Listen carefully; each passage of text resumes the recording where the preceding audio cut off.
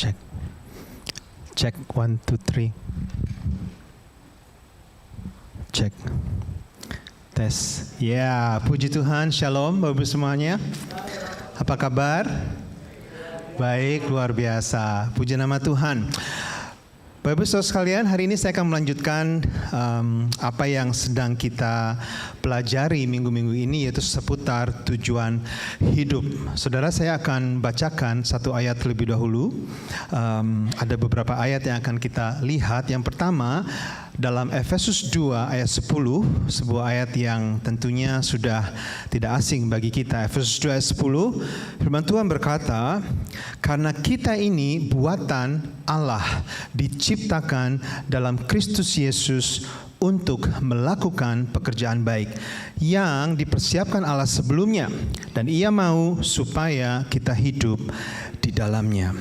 Pagi ini saya akan bicara tentang diciptakan untuk melayani, shape to serve, ya.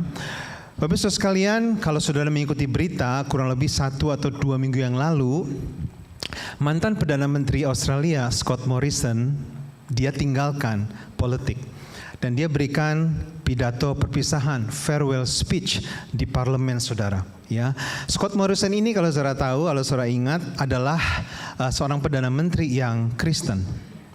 Biasanya Perdana Menteri memang semuanya bilang mereka Kristen. Tapi Scott Morrison, dia tidak hanya bilang dia Kristen, tapi dia rajin ke gereja. Gerejanya di Sutherland, di The Shire, saudara. Dia seorang Kristen yang sungguh-sungguh. Dia nggak segan atau malu memuji Tuhan dengan mengangkat tangan, meskipun biasanya difoto dan lalu dijadikan bulan-bulanan di media massa. Ya, jadi orang Kristen hari-hari ini memang kurang kurang ngetren begitu ya. Tapi Scott Morrison dia nggak peduli. Dia seorang Kristen yang sungguh-sungguh. Dan dalam pidato perpisahannya minggu lalu, saudara, dia sampaikan beberapa di antaranya yang menarik hati saya. Yang pertama, dia berkata supaya bangsa Australia kembali pada iman kekristenan. Nggak banyak politician yang berani ngomong seperti ini, saudara. Ya, dia bilang, don't underestimate the impact of Christianity. Kita harus kembali pada iman kekristenan. Dan yang kedua, dan ini yang menjadi penekanan saya hari ini, dia berkata sebuah quote yang sering dia sampaikan, bahkan katanya sejak pidato pertamanya ketika dia muda, masuk politik dulu, dia sudah ngomong hal yang sama. Dia berkata, tolong tunjukkan slide-nya, that life is not about what you accumulate, but what you contribute. It's about serving others, because in life it's people that matters. Saya suka sekali, saudara. Ya, hidup ini bukan masalah seberapa banyak kita mengumpulkan atau accumulate. Hidup ini adalah soal seberapa banyak kita memberikan kontribusi. Ya, hidup ini adalah soal melayani sesama, karena dalam kehidupan ini yang paling penting itu adalah people, manusia. Dia katakan seperti itu. Dan saudara dan saya, kita orang percaya, ketika kita mendengar perkataan ini, kita tahu persis ini adalah sebuah prinsip Alkitab. Ya, kata memberikan kontribusi itu adalah satu konsep Alkitab. Dalam bahasa Alkitab seringkali dipakai kata hidup berbuah. Betul, Bapak Ibu Saudara sekalian? Hidup berbuah, ya. Hidup berbuah itu hidup yang bisa dinikmati oleh orang lain, karena tidak ada pohon yang memakan buahnya sendiri. Buah itu bicara sesuatu yang kita hasilkan dan lalu menjadi berkat atau dinikmati oleh orang lain. Ya, giving contribution. Dan kita melihat Alkitab berkali-kali mengajarkan kebenaran yang satu ini, Bapak Ibu Saudara sekalian, bahwa kebahagiaan hidup, kepuasan hidup, itu tidak ditentukan oleh seberapa banyak kita menerima, mengumpulkan, mendapatkan lebih banyak dan lebih banyak lagi. Ya, kebahagiaan hidup, kepuasan hidup itu ditentukan seberapa banyak kita memberi, melepaskan, menjadi berkat, mewarnai dan melayani orang lain. Yang percaya katakan amin. Ya, jadi bahasa kebahagiaan, kalau saya berkata bahasa kebahagiaan itu bukan seperti ini, saudara. Bahasa kebahagiaan itu seperti ini. Sampai saudara sadar, sampai saudara ada pada titik yang satu ini, bahwa kebahagiaan hidup itu baru bisa kita alami ketika aku menjadi berkat dan melayani sesama, saudara tidak akan pernah merasakan kepuasan hidup yang sebenarnya. Ya, banyak orang, mungkin termasuk orang Kristen, ngelamun dan lalu berpikir, rasanya hidupku ada yang kurang. Rasanya hidupku belum bahagia. Rasanya hidupku belum fulfill, belum satisfied, belum puas. Dan lalu dia berpikir dan berpikir dan berpikir, apa yang bisa membuat aku bahagia? Dan lalu dia berpikir, aku akan bahagia kalau aku punya titik-titik. Aku akan bahagia kalau aku sudah mendapat titik-titik. Orang yang seperti ini, saya mau bilang, sampai kapanpun tidak akan pernah bisa bahagia. Karena sekali lagi, bahagia itu bukan seperti ini, saudara. Bahagia itu seperti ini. Amin, Bapak Saudara sekalian. Saudara bisa bahagia hari ini. Nggak usah tunggu sampai mortgage lunas. Nggak usah tunggu sampai saudara bisa punya $2 million in the bank. You can be happy, fulfilled, and satisfied now. Ketika saudara mengambil keputusan, hidupku aku akan berikan untuk menjadi berkat bagi sesamaku. Ya, dan ini yang akan kita lihat pada pagi hari ini, Bapak Ibu sekalian. Tujuan hidup salah satu yang sedang kita bahas minggu-minggu ini itu adalah bahwa saudara dan saya, kita dipanggil atau diciptakan untuk melayani. We are shaped, we are called to serve. Ya, di ayat yang tadi kita baca, saudara, kita lihat ya, ayat yang sangat luar biasa ini dikatakan karena kita ini buatan Allah, diciptakan dalam Kristus Yesus untuk melakukan pekerjaan baik. Ya, to do good works. Perhatikan kata ini, saudara. Ya, untuk melakukan pekerjaan baik. Ada kata untuk. Untuk itu berarti ada tugas. Untuk itu artinya Tuhan ciptakan kita bukan kebetulan. Untuk itu artinya kita ini bukan hasil kecelakaan. Untuk itu artinya ada tujuan Tuhan menciptakan kita atau menyelamatkan kita, yaitu to do good works, untuk melakukan pekerjaan baik, yaitu melayani, dalam bahasa Mr. Scott Morrison tadi, to give contribution in this world. Ya, ada satu statement yang sangat luar biasa, saudara. We are not just saved from something. We are also saved for something. Saudara mengerti ya? Ya, seringkali kalau kita berpikir, aku sudah diselamatkan, kita berpikir aku sudah diselamatkan dari dosa, dari kebinasaan kekal, dari hukuman maut dan lain sebagainya. Tapi Tuhan tidak hanya menyelamatkan kita dari Bapak Ibu, Dia juga selamatkan kita untuk, dan salah satunya untuk melayani sesama. Amin, Bapak Ibu sekalian. Oleh karena itulah, saudara, melayani itu adalah tujuan hidup semua orang percaya. There's no such thing as non-serving Christians. Gak ada yang namanya orang Kristen yang tidak melayani. Saya ulang sekali lagi, gak ada yang namanya orang Kristen yang tidak melayani. Orang Kristen yang gak melayani itu seperti ikan yang tidak berenang. Punya sirip tapi gak berenang. Itu orang Kristen yang tidak melayani. Bapak Saudara sekalian, ikan apa yang tidak berenang? Ikan asin. Orang Kristen yang tidak melayani itu seperti burung yang tidak terbang. Burung apa yang gak terbang? Burung kat. Istri saya melayani, saudara. Dia nggak bisa terbang, tapi dia bisa melayani. Ya, but you know what I mean. Nggak ada yang namanya orang Kristen yang menganggur, Bapak Ibu Saudara sekalian. Tidur malam, begadang, bangun siang, nggak bekerja, adu jangkrik, naikin burung, pagi siang malam nonton Netflix atau YouTube, menunggu Tuhan Yesus menjemput masuk surga katanya. Kalau ada orang Kristen seperti ini, saya pertanyakan kekristenannya. Karena sekali lagi, we are not just saved from something. We are saved for something, to serve others dalam kehidupan kita. Ya. Dan lalu ayat yang sama, tunjukkan saja ayatnya Arvin, tolong. Ya, dikatakan di sana yang dipersiapkan Allah sebelumnya, prepared in advance. Ini bicara soal panggilan, Bapak Saudara sekalian. Artinya Allah telah mempersiapkan pelayanan tertentu bagi setiap kita sebelum kita diciptakan. Ya, ini bicara soal panggilan.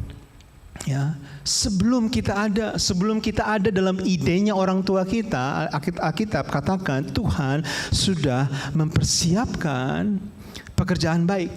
Hal-hal yang Dia mau saudara dan saya, setiap dari kita lakukan secara spesifik dalam kehidupan kita. Saudara percaya itu? Panggilan saudara. Ya, setiap dari saudara punya panggilan. Apa bedanya tujuan dan panggilan? Kita banyak bicara minggu-minggu ini tentang tujuan. Tujuan itu sifatnya generik, saudara, umum.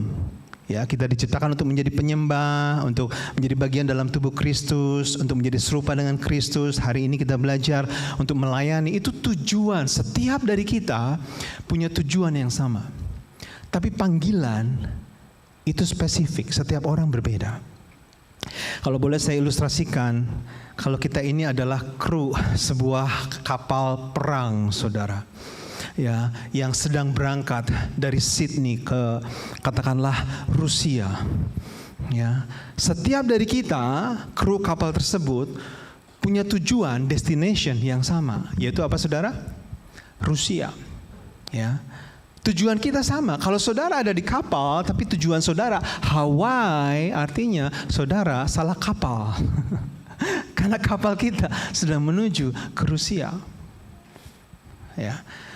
Meskipun tujuan kita sama, setiap kita punya panggilan yang berbeda. Mungkin ada yang dipanggil sebagai nahkoda. Mungkin ada yang dipanggil sebagai technician.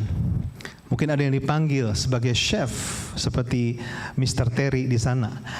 Mungkin ada dipanggil sebagai security, mungkin ada dipanggil sebagai room keeper, prajurit dan lain sebagainya. Setiap dari kita punya panggilan, peranan, fungsi yang berbeda, saudara. Tapi tujuan kita sama, yaitu pergi ke Rusia. Saudara bisa mengerti? Ya. Oleh karena itulah kalau kita melihat Alkitab ada orang-orang seperti Yeremia. Yeremia itu orang yang punya panggilan, saudara. Dan panggilan Yeremia itu sama dengan pekerjaannya. Panggilan Yeremia itu tetap fix. Alkitab berkata, Yeremia, sebelum aku membentuk engkau dalam kandungan ibumu, aku telah mengenal engkau. Enggak sampai itu, saudara. Dan aku telah menetapkan engkau menjadi nabi bagi bangsa-bangsa. Sebelum lahir, Tuhan sudah punya pikiran suatu hari akan ada seorang nabi yang aku sudah persiapkan sebelumnya, tentukan untuk menjadi nabi bagi bangsa-bangsa. Dan Yeremia, dia lahir, pekerjaannya itu adalah panggilannya sebagai nabi bagi bangsa-bangsa. Ya. Tapi ada orang-orang yang seperti di Alkitab itu seperti Nehemia, saudara. Pekerjaannya itu tidak sama dengan panggilannya. Saudara ingat apa pekerjaan Nehemia? Nehemia itu kerjanya apa, saudara? Uber? Bukan Uber, saudara. Pekerjaan Nehemia itu adalah juru minuman raja. Dia lakukan itu. Ya, selama bertahun-tahun, saudara, menjadi orang kepercayaan raja. Tapi bukan itu alasan nama Nehemia tercatat dalam Alkitab. Alasan nama Nehemia tercatat dalam Alkitab itu adalah karena Nehemia punya panggilan yang bukan pekerjaannya. Panggilannya adalah mendirikan kembali tembok Yerusalem. Saudara ingat cerita itu? Ketika hatinya hancur mendengar kabar dari saudaranya, bagaimana Yerusalem diporak-porandakan orang, dijajah, bait suci dihancurkan, dijarah, dan temboknya runtuh. Muncul untuk pertama kali dalam diri Nehemia sebuah godly burden, beban ilahi, dan dia putuskan untuk pulang ke Yerusalem, dirikan tembok Yerusalem selama beberapa bulan. Itulah panggilan Nehemia, saudara. Ya. Dan saya suka kurang lebih 2-3 minggu lalu di Komsel Ko Davi bilang seperti ini. Panggilan itu progresif. I love it. Benar, saudara. Panggilan itu bisa progresif. Ada orang-orang yang dipanggil, mungkin ada di antara saudara, ibu-ibu di tempat ini. Yang ada dalam musim-musim kehidupan saudara, di mana saudara itu dipanggil untuk membesarkan anak-anak saudara yang masih kecil. And you do it the best you can. Tapi suatu hari anak-anak saudara akan bertumbuh besar, akan independen, akan menikah, akan tinggalkan rumah saudara. What are you gonna do? Mungkin saudara akan membawa Tuhan akan membawa saudara untuk bertemu dengan orang-orang yang tepat, di saat yang tepat, di tempat yang tepat. Dan pertanyaannya, apakah saudara mau meresponi panggilan Tuhan yang baru dalam kehidupanmu? Tapi apapun itu, my point is, kita ini saudara hidup punya panggilan. Jangan hanya hidup cruising, sera, whatever will be, mengalir saja dari satu paycheck ke paycheck berikutnya, dari satu liburan ke liburan berikutnya. Hey, church, you have godly callings in your life yang telah dipersiapkan Allah sebelumnya. We need to wake up. Jangan kita hidup seperti orang dunia hidup. Ya, dan yang luar biasa saudara di ayat ini, Tuhan tidak hanya mempersiapkan panggilan-panggilan tertentu dalam kehidupan kita. Tuhan juga memperlengkapi kita, saudara. Di bagian pertama dikatakan di sana, karena kita ini buatan Allah. Kata buatan di sini dalam kata aslinya poema, ya, atau dari kata yang sama kita mengenal istilah puisi atau poem. Itu artinya mahakarya, masterpiece. Kita ini adalah mahakarya, masterpiece. Dan saya mau tanya, Bapak Saudara sekalian, apa ciri-ciri mahakarya? iPhone, saudara punya iPhone toh? Ada punya Android? Saya tidak menghakimi saudara. iPhone itu bukan mahakarya, tapi lukisan Mona Lisa di Museum Louvre di Paris itu mahakarya. Kenapa saudara? Apa yang membedakan? Yang satu mass product, yang satunya karya sang maestro Leonardo da Vinci, bukan DiCaprio saudara ya. Leonardo da Vinci. Mahakarya itu artinya unik. Katakan sama-sama, unik. Setiap dari kita Tuhan berikan atau Tuhan ciptakan keunikan tertentu, Bapak Saudara sekalian. Kapasitas tertentu yang unik yang setiap orang itu berbeda, dan semuanya Tuhan berikan dengan satu tujuan, menggenapi panggilan ilahi dalam kehidupan kita. Di dunia ini saudara hanya ada satu orang yang seperti saudara. Hanya ada satu orang yang seperti saya, seperti Nino. Satu saja seringkali bikin repot istri saya, apalagi kalau dua, saudara. Do you understand that? Ya, Tuhan ciptakan kita dengan keunikan-keunikan untuk hidup dalam panggilan kita. Dan dari sini kita mengenal istilah shape to serve. Shape di slide berikutnya, ya. Ayub 10 ayat 8 berkata, tanganmulah yang membentuk dan membuat aku. Your hands shape me and made me. Ya, kita dibentuk seperti ya sebuah mahakarya masterpiece, dirajut, anyam oleh tangan sang maestro agung tersebut, yaitu Tuhan kita. Tangan dia, tangan Tuhan membentuk dan membuat kita. Apa itu shape? S yang pertama itu bicara spiritual gift. Ya, di Alkitab saudara kalau bisa lihat slide berikutnya, ya ada begitu banyak karunia rohani saudara. Mungkin saudara bisa foto saja, saya nggak punya waktu untuk menjelaskan satu persatu. Ya, begitu banyak karunia-karunia yang Tuhan berikan kepada kita, Bapak Saudara sekalian. Di Roma 12 kita mengenal beberapa karunia yang disebut karunia motivasi. Di 1 Korintus 12 ada beberapa karunia juga yang disebut karunia manifestasi. Dan di Efesus 4 ada karunia jawatan atau karunia melayani. Dan percayalah, setiap dari saudara itu punya lebih dari satu saudara. Karunia-karunia ini. Saudara punya hal-hal yang menonjol satu sama lain, berbeda saudara. Dan pertanyaannya, untuk apa Tuhan berikan karunia-karunia ini? Di ayat 1 Petrus ayat 4 ayat 10 di bawah sana sudah dikatakan, ya, layanilah seorang akan yang lain sesuai dengan karunia yang telah diperoleh tiap-tiap orang. Artinya saudara, Tuhan berikan karunia-karunia ini. Anda bisa mengajar, Anda bisa menasehati, karunia wisdom, karunia menggembalakan, dan lain sebagainya Tuhan berikan dengan satu tujuan dan satu saja, untuk melayani seorang akan yang lain. Bisakah saudara mengerti sampai sini? Luar biasa saudara, ya, sang maestro yang menciptakan, shape us dengan spiritual gift yang begitu banyak, ya. Dan berikutnya slide sebelumnya Arvin, heart, hati ini bicara passion. Setiap saudara punya passion yang Tuhan berikan, dan satu sama lain sekali lagi berbeda. Hal-hal apa yang membuat kita excited, yang membuat kita bergairah, yang membuat kita energize, yang membuat kita begitu bersemangat ketika kita bangun di pagi hari, saudara. Ada banyak orang yang bangun pagi, ya sudah pagi lagi. Sudah tidak sabar mengharapkan malam lagi, saudara. Nggak punya tujuan dan panggilan. Tapi Tuhan sebenarnya kalau kita selidiki dan tanya, Tuhan punya atau tempatkan heart, passion tertentu dalam kehidupan kita. Betul saudara? Ya, hal-hal apa yang membuat kita susah tidur di malam hari? Susah tidur kan nggak bagus, Nino. Oh betul, kalau kurang olahraga susah tidur itu nggak bagus, saudara. Kalau kebanyakan minum kopi lalu susah tidur itu nggak bagus, saudara. Tapi saya mau bilang, susah tidur itu ada baiknya.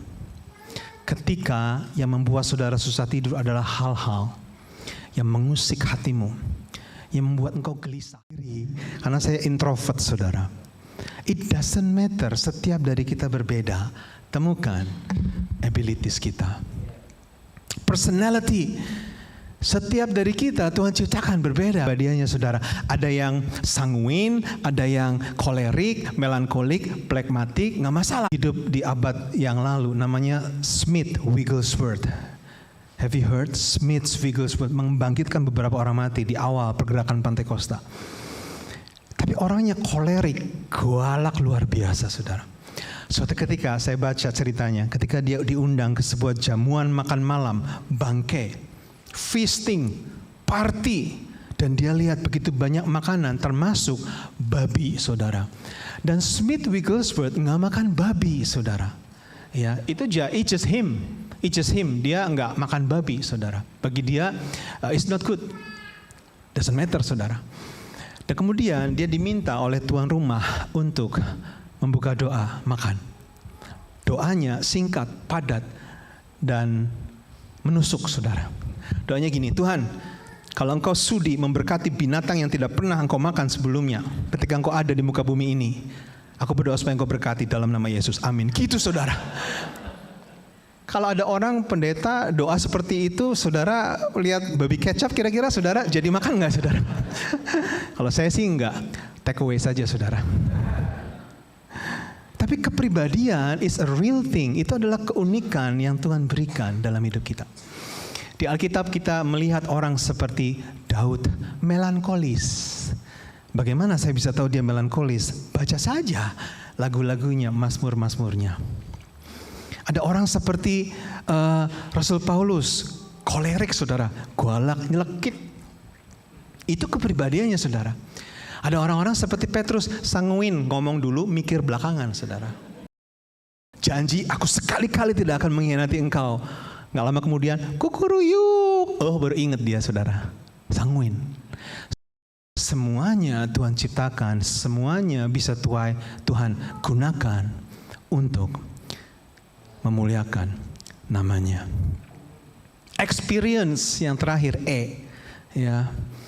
Pengalaman-pengalaman kehidupan kita, bahkan yang menyakitkan sekalipun, tahukah saudara, Tuhan bisa pakai itu supaya engkau bisa gunakan itu untuk melayani Tuhan. Ya. Ada statement yang katakan seperti ini, the greatest ministry comes out of the most painful experience. Tidak ada pelayanan lebih besar daripada pelayanan yang lahir dari pengalaman-pengalaman yang menyakitkan. Hanya orang yang pernah disakiti yang akan efektif melayani orang-orang yang tersakiti, Bapak Ibu. Hanya orang-orang yang pernah. Kita ini buatan Allah, unik. We have all these shapes. Dan Tuhan perlengkapi saudara dengan semua itu. Untuk saudara hidup, menemukan dan menjalani panggilan Tuhan dalam kehidupanmu. Ya. Dan bagian selanjutnya, saya mau mengajak saudara kita melihat bagaimana kita bisa melayani saudara. How do we serve? Dan di Alkitab saudara tentunya tidak ada pelayan hamba yang lebih luar biasa, lebih hebat daripada Tuhan kita Yesus Kristus. Amin. Yesus disebut sebagai servant king, raja yang hambawi, raja yang melayani. Dia berkata anak manusia datang bukan untuk dilayani, tapi untuk melayani, bahkan memberikan nyawanya menjadi tebusan bagi banyak orang. Saya akan tunjukkan kepada saudara ada 3 peristiwa dalam pelayanan Yesus di mana kita bisa belajar bagaimana Yesus melayani. Yang pertama saudara dalam Matius 20 ayat 30 sampai 33. Saya akan bacakan. Ada di depan, maaf agak kecil. Ada 2 orang buta yang duduk di pinggir jalan mendengar bahwa Yesus lewat. Lalu mereka berseru, "Tuhan, anak Daud, kasihanilah kami." Tetapi orang banyak itu menegur mereka supaya mereka diam. Namun mereka makin keras berseru katanya, "Tuhan, anak Daud, kasihanilah kami." Perhatikan bagian selanjutnya Bapak Ibu. Lalu Yesus, baca sama-sama, berhenti.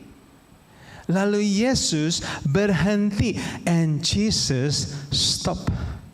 Dan memanggil mereka, ia berkata, "Apa yang kamu kehendaki supaya aku perbuat bagimu?" Jawab mereka, "Tuhan, supaya mata kami dapat melihat." Maka tergeraklah hati Yesus oleh belas kasihan, lalu ia menjamah mata mereka, dan seketika itu juga mereka melihat, lalu mengikuti dia. Sedang jalan, lagi sibuk-sibuknya, diganggu oleh 2 orang buta di pinggir jalan ini, saudara. Dan kita berkata, lalu Yesus berhenti. Isn't it amazing? Kita nggak berkata, lalu Yesus membuang muka. Lalu Yesus hanya berlalu. Lalu Yesus berkata, "Sorry ambisi. Sorry ye." Lalu dia gini. If you know, you know. Saya bersyukur Yesus kita nggak seperti itu, saudara. Yesus berhenti, kata Alkitab. Jesus stop. Pastor Rick Warren dia pernah bilang seperti ini. I love it. Dengar saudara. Don't just follow the steps of Jesus. Follow the stops of Jesus.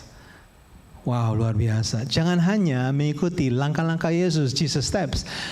Tapi hal-hal apa yang seringkali menginterupsi Yesus ketika dia hidup di muka bumi 2000 tahun yang lalu. Kita belajar dari hal tersebut. Nah, kalau kita melihat pelayanan Yesus saudara di sepanjang Injil, hampir semua mujizat-mujizat yang Yesus lakukan itu berawal dari interupsi. Do you know that? Berawal dari interupsi, and he stop and do the miracles. Ya, orang lumpuh di kolam Bethesda, anak Yairus, kepala rumah ibadah, perempuan yang sakit pendarahan, hamba perwira Romawi dan lain sebagainya. Semuanya dilakukan Yesus awalnya adalah karena ada orang yang menginterupsi. Lagi tidur saja di kapal, diinterupsi saudara. Dan dia bangun, dia hardik badai tersebut. Yesus melihat interupsi sebagai opportunity untuk dia melayani orang-orang. Gereja Tuhan yang dikasihi Tuhan, maukah kita belajar untuk mengizinkan Tuhan menginterupsi kehidupan kita supaya kita bisa dipakai untuk menjadi berkat dan melayani orang lain. Jangan tunggu nanti kalau sudah pensiun. Percayalah kalau saudara punya attitude seperti itu, kalau suatu hari saudara pensiun, saudara akan berkata, biar yang muda-muda saja karena saya sudah pensiun, gitu saudara. We need to be available now. Bilang sebelah kanan, sebelah kiri, I want to be available now. Coba bilang sebelah kanan, sebelah kiri, Bapak Ibu sekalian. Ada banyak orang yang punya shape begitu banyak, saudara. Wih, shape-nya. Kadang-kadang saya lihat orang seperti itu, Tuhan gak adil banget sih. Tuhan gak adil banget sih, ini Bro Halim main drum bisa, main keyboard bisa, main trompet bisa, main saxophone bisa, main klarinet bisa. Itu sama ya semua ya, trompet, klarinet. Ya saya hitunglah beda alat musik. Kok saya cuma bisa drum, itu juga pas-pasan. Kok Tuhan gak adil banget? Tapi ada orang-orang yang seperti itu, Bapak sekalian. Doa pinter, khotbah pinter, memimpin bisa. Ya, tapi kenyataannya sudah mungkin gak banyak orang seperti itu. Tapi ada orang-orang seperti itu. Tapi mereka berjalan seakan-akan ada tulisan di kepala mereka, do not disturb. Lebih sadis lagi, do not enter. Wah, saudara, kayak anjing herder, saudara ya, do not enter. Artinya apa? I'm not available. I have shapes, but don't you dare, I'm not available. If you're not available, then God cannot use you. Mari kita bilang sama Tuhan seperti Nabi Yesaya, ini aku Tuhan, utuslah tetanggaku. Salah ya, bukan ya. Utuslah Pastor Gideon, bukan. Ini aku Tuhan, utuslah aku. Bapak sekalian, kita harus punya sikap seperti Yesus, sikap being available ini dalam kehidupan kita. Saya bersyukur saudara, saya tertanam di gereja ini, saya melayani di gereja ini. Tahun 2001 saya dan Pastor Yapi datang. Pastor Yapi datang duluan ya. Jadi sudah 23 tahun kurang lebih, 22 tahun. Dan saya melihat people come and go. Tapi saya juga melihat orang-orang yang setia dari dulu sampai hari ini masih ada, bisa diandalkan. Ini orang-orang yang sangat luar biasa. Dan saya bersyukur. Saya bersyukur melayani bersama dengan sebuah tim pelayanan, tim volunteers yang memberikan hidup mereka, waktu mereka untuk pekerjaan Tuhan di tempat ini, melayani saudara-saudara dan saya. Nggak usah jauh-jauh saudara, take an example ibadah kita. Pelayanan nggak cuma di gereja saudara, tapi supaya gampang contoh, let's talk about ibadah kita. Dari sejak ketika saudara datang, ada senyum-senyum yang menyambut saudara, senyuman-senyuman para asyir, bukan? Mereka datang lebih pagi untuk kita nggak bayar para malaikat untuk piket seperti itu saudara. Ada orang-orang yang lakukan itu di balik layar supaya saudara bisa beribadah dengan nyaman. Do you know that? Ketika lagu pertama dinyanyikan Praise and Worship, ada tim Praise and Worship yang datang lebih awal jam 10 pagi berlatih di belakang. Dan hampir semuanya punya anak-anak kecil. Anak-anaknya juga di bawah saudara semuanya, menunggu papanya atau mamanya latihan. Dan ketika kita menyanyi, mengangkat tangan, menikmati hadirat Tuhan, saudara bisa menyanyi tanpa perlu menghafal karena ada lirik saudara. Itu sekali lagi saudara, bukan kerjaan malaikat saudara. Itu ada orang yang sediakan waktu untuk menaruh lirik, dan tidak hanya itu, translate. Itu bukan chat GPT saudara. Itu ada orang yang mikir ini apa ya terjemahannya supaya tepat. Supaya kita dan anak-anak kita bisa mengerti apa maksud lirik tersebut. Ya. Dan ketika khotbah diperdengarkan, pengkhotbah itu enggak sembarangan saudara. Khotbah itu bukan pidato. Khotbah itu kita sungguh-sungguh harus gumuli dalam doa, mencari isi hati Tuhan. Kita nggak bisa ya pakai agenda pribadi dan lalu mengendarai ayat-ayat tertentu untuk sampaikan agenda kita. Nggak bisa saudara. Kita harus hormati firman Tuhan. Dan itu perlu waktu saudara. Ya, dan selagi saudara mendengar khotbah seperti saat ini, anak-anak saudara dilayani oleh orang-orang yang melayani sebagai guru-guru sekolah minggu. Mereka juga ambil waktu untuk prepare Bapak Ibu. Dan setelah ibadah selesai, saudara ke belakang, acara puncak, makan-makan. Nah, bukan acara puncak saudara. Emang itu para malaikat yang bikin catering buat saudara dan saya? Ada orang-orang yang persiapkan itu. Dan lalu ada orang-orang yang menghitung uang persembahan yang juga dipakai untuk pekerjaan pelayanan di tempat ini. Dan yang tidak kalah penting, ada orang-orang yang ketika saudara sedang enjoy makan, angkat-angkat tong sampah, vakum-vakum, mens dan lain sebagainya. Dan saya mau bilang Bapak Ibu Saudara sekalian, orang-orang ini, para volunteers, mereka bukan orang-orang yang nganggur Bapak Ibu. Mereka orang-orang yang punya pekerjaan, punya anak-anak kecil, orang-orang yang sibuk, dan lain sebagainya. Dan saya bersyukur melayani bersama-sama orang seperti itu. Berikan kemuliaan bagi Tuhan kita, saudara. Firman, sorry bro, I'm using you as an example. Because it's amazing. Dia seorang wedding photographer, saudara. Saya mau tanya, kalau wedding photographer itu kerjanya weekend atau weekday, saudara? Weekend. Siapa yang married hari Senin? Saudara ada sini married hari Senin? Dia bekerja Sabtu. Dia keluar pagi-pagi, kadang-kadang subuh, dan pulang Sabtu malam-malam. Kadang-kadang jam 1 pagi, jam 2 pagi. Jadi kalau saya siapkan PowerPoint untuk khotbah, saya tahu saya harus kirim hari Jumat. Karena kalau saya kirimnya terlambat, saya kirim hari Sabtu, berarti dia sampai rumah hari Sabtu pagi jam 1 malam, dia harus buka laptop dan masukin PowerPoint-nya Konino yang biasanya banyak. Jadi saya kirim hari Jumat, saudara, supaya dia bisa lakukan itu.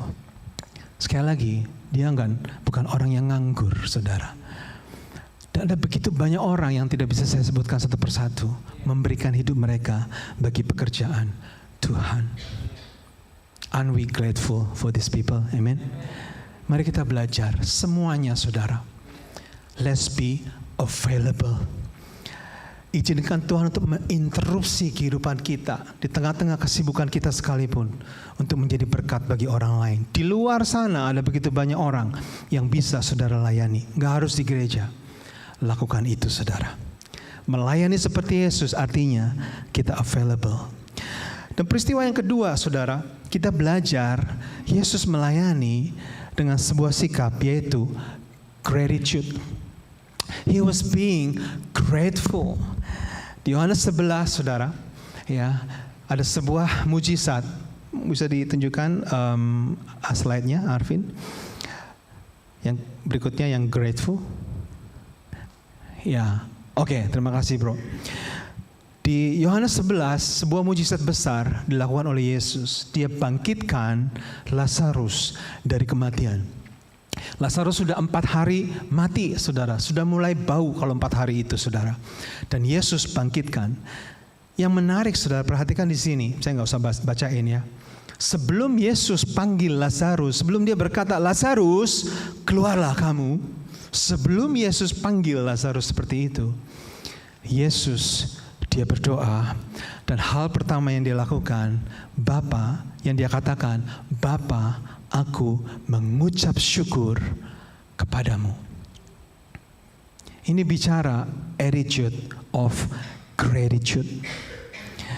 Yesus dia melayani dengan sikap mengucap syukur. Bapak Ibu sekalian, jangan kita melayani dengan sikap terpaksa. There's no joy in that. Jangan kita melayani dengan sikap ini adalah kewajiban semata. Ini adalah jadwal, gak enak, atau ingin dipuji dan lain sebagainya. Percayalah, saudara tidak akan bertahan lama melayani. Yesus mengajar sebuah sikap, attitude yang sangat luar biasa dalam melayani. Attitude of gratitude. Kita melayani karena kita mengucap syukur atas apa yang Tuhan sudah kerjakan dalam kehidupan kita. Amin, Bapak Ibu sekalian. Ya, Rasul Paulus adalah orang yang mengalami begitu banyak tantangan dalam pelayanannya, saudara. Nggak main-main tantangannya. Karam kapal, dicambuk, dipenjara dan lain sebagainya. Tapi dia menulis surat kepada anak rohaninya Timotius. Dalam 1 Timotius 1 ayat 12. Dia katakan, 1 Timotius 1 ayat 12. Aku bersyukur kepada Dia Yang menguatkan aku yaitu Kristus Yesus Tuhan kita. Tolong tunjukkan Arvin. Karena ia menganggap aku setia dan mempercayakan pelayanan ini kepadaku. Di tengah-tengah tantangan pelayanan begitu banyak, Rasul Paulus berkata, aku bersyukur kepada Dia. Bapak Ibu Saudara sekalian, dalam kita melayani, seringkali ada banyak alasan untuk kita berhenti atau mundur dalam pelayanan saudara. Tapi setiap kali kita lemah dalam pelayanan, mari kita ingat, mari kita kembali kepada salib Kristus. Kasih Yesus yang begitu besar yang sudah Dia berikan dalam kehidupan kita. Amin saudara. Ya. Ada 1000 alasan untuk kita mundur dalam pelayanan. Tapi saudara hanya perlu satu alasan untuk terus melayani, yaitu salib Kristus. Ada 1000 alasan saudara untuk mundur. Ya, nggak usah. Kalau saya nggak tahu lah kehidupan saudara, tapi kalau saya bicara secara pribadi, pelayanan saya sebagai seorang hamba Tuhan, dan mungkin kalau boleh maaf bicara, saya mewakili orang-orang hamba-hamba Tuhan di tempat ini. Kita juga manusia biasa saudara. Kadangkala kita sampai ke titik-titik dalam pelayanan kami di mana kita berpikir mungkin ada baiknya mundur saja, seperti Ibu Christine yang sampaikan minggu lalu dalam pertemuan pekerja. Ada banyak alasan untuk kita mundur dalam pelayanan, tapi kita hanya perlu satu alasan untuk terus melayani, salib Kristus. Ya, banyak alasan saudara sebagai hamba Tuhan. Dikritik orang, Yesus aja dikritik yang sempurna seperti itu. Apalagi kita, saudara. Betul? Dijelek-jelekan orang. Ya, betul, itu alasan untuk tinggalkan pelayanan. Zaman dulu kalau orang menjelek-jelekan itu dari mulut ke mulut, saudara. Mungkin perlu waktu 2-3 bulan untuk orang itu bisa mendengar semuanya. Hari ini hanya perlu satu postingan, dan di menit yang sama ada ribuan orang di Australia, di Indonesia, di mana saja membaca itu saudara. Dijelek-jelekan, betul itu alasan untuk kita tinggalkan pelayanan. Apalagi dibanding-bandingkan, biasa saudara dibanding-bandingkan dengan hamba-hamba Tuhan yang lain. Ya, kurang dihargai, biasa juga. Kami ini saudara, meskipun kami tidak sempurna dan penuh dengan kelemahan, keterbatasan, kami mengasihi saudara. Kami melayani saudara dengan setia. Kami doakan saudara, dan kadang-kala kami sebut nama saudara di doa kami dan doa hari Rabu juga. Ya, kadang-kala orang keluar tinggalkan gereja setelah sekian lama bertahun-tahun dilayani tanpa pamit, saudara. Saya mau bilang terus terang dari dalam hati saya. Saya nggak bilang ya saudara nggak boleh pindah gereja, tentunya tidak. Kalau Tuhan taruhkan dalam hati saudara, silakan jadilah berkat. Yang masalah itu kalau saudara keluar lalu saudara tidak, itu masalah saudara. Tapi mbok pamit, Bapak Ibu Saudara sekalian. Tidak jarang kami mendengar si ini sudah tidak datang ke sini lagi. Oh ya, kita dengarnya dari orang lain. Lalu disalahkan. Kenapa bisa seperti itu? Loh, kenapa kita juga baru tahu? Ya, dan tidak hanya itu. Keluar dan lalu bikin postingan di Facebook 10 alasan kenapa aku tinggalkan Ecclesia Mission. Sakitnya di sini saudara. Sakit nggak Om Gideon? Sakit. Betul, itu alasan untuk kita mundur dari pelayanan. Ya, apalagi sebagai hamba Tuhan kami hidup di atas tuntutan orang lain. Ya, saya menikah dengan istri saya yang datang dari 3 generasi hamba Tuhan. Saya tahu persis apa perhatian. Istri pendeta pun sama saudara, hidup di atas tuntutan orang lain. Istri pendeta kok make up-nya tebel amat. Istri saya sudah pengen mundur, ini buat apa saudara? Tapi saya lakukan saja dengan setia. Suatu ketika, yang kapal itu hari Sabtu siang saudara, itu waktunya.